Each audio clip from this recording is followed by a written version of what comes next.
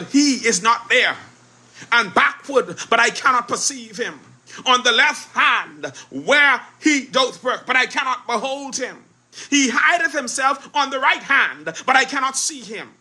But he knoweth the way that I take. When he hath tried me, I shall come forth as gold.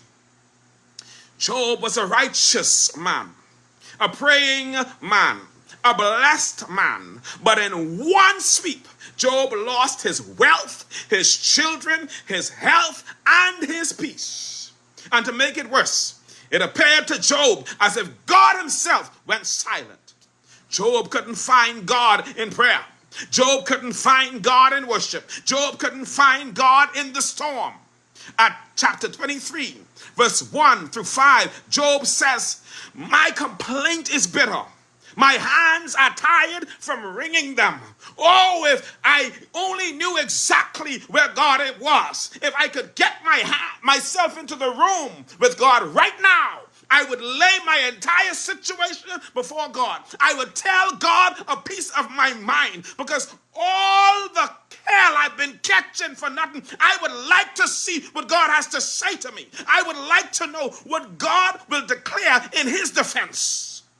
But then the conversation shifted, because at verse 10 of chapter 23, Job said something that takes deep, raw faith. Job says, he knows the way that I take. And when he has tried me, I shall come forth as pure gold. Job didn't understand why, but he still trusted the who. Job said, I don't see him, but he sees me. I don't hear him, but he has not lost track of me. I don't feel him, but I'm still coming out better. When you have no fight left, you got to trust. Not because things make sense, but because God is still in control. There are moments when the only thing you can do is stand in the dark with faith in your heart and say, God, even if you slay me, yet will I trust you.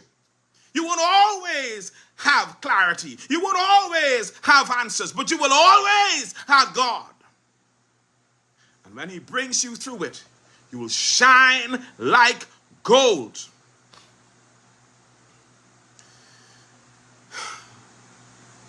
Moses had to deal with the children of Israel as they're being cornered at the Red Sea. Exodus 14, verse 13 and 14 says, and Moses said unto the people, fear ye not. Stand still and see the salvation of the Lord, which he will show you today. For the Egyptians whom you have seen today, ye shall see them again no more forever. The Lord shall fight for you, and ye shall hold your peace. Israel, let's get. Israel had finally been freed after 400 years of slavery. But before they could taste liberty, they were trapped. The Red Sea was in front of them.